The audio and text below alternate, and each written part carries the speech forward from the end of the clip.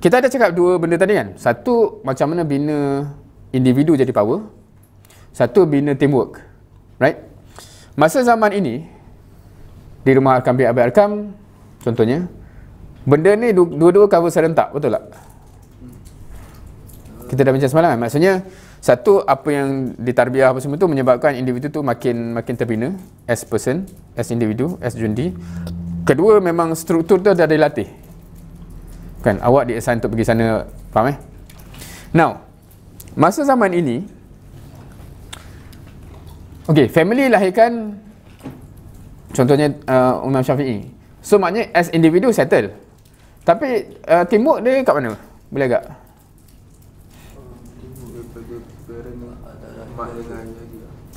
Mak dengan ayah. Tapi untuk dia tak sama tau.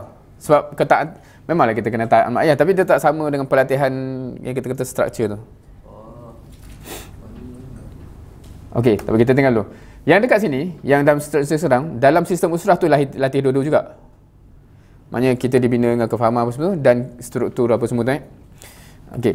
Now, ni just nak put in context Ketika itu, benda tu berlaku dalam sistem khalifah. Kalau saya cakap tu faham tak? Khalifah ni khalifah yang bukan khalifah yang kita sebut dari semalam ni. Khalifah Amirul Mukminin tu. Macam zaman Madinah pun sebenarnya. Struktur tu dilatih dalam negara. Maknanya Nabi sebagai kepimpinan dan rakyat kena akur dengan, maknanya amal jama'i itu dilatih dalam society.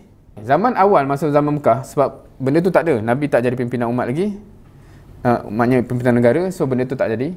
Dan sekarang pun semua pelatihan ni dia akan berlaku dalam jemaah-jemaah tertentu.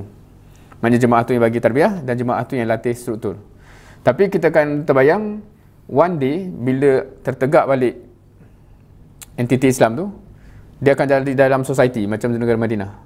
Faham ke? Kita tak boleh nak expect benda tu berlaku sekarang. Sebab realitinya belum itu. Sebab tu sekarang ni pelatihan ni dia akan berlaku ikut grup lah. Contohnya Ikhwan Muslimin latih benda dia. Grup Maududi dia establish Jamaat Islami, dia latih kat situ. Faham ke? So memang tak boleh nak merge sebab struktur dia lain-lain. Itu current reality lah. Until one day hopefully insyaAllah bila bergabung semua ni kan.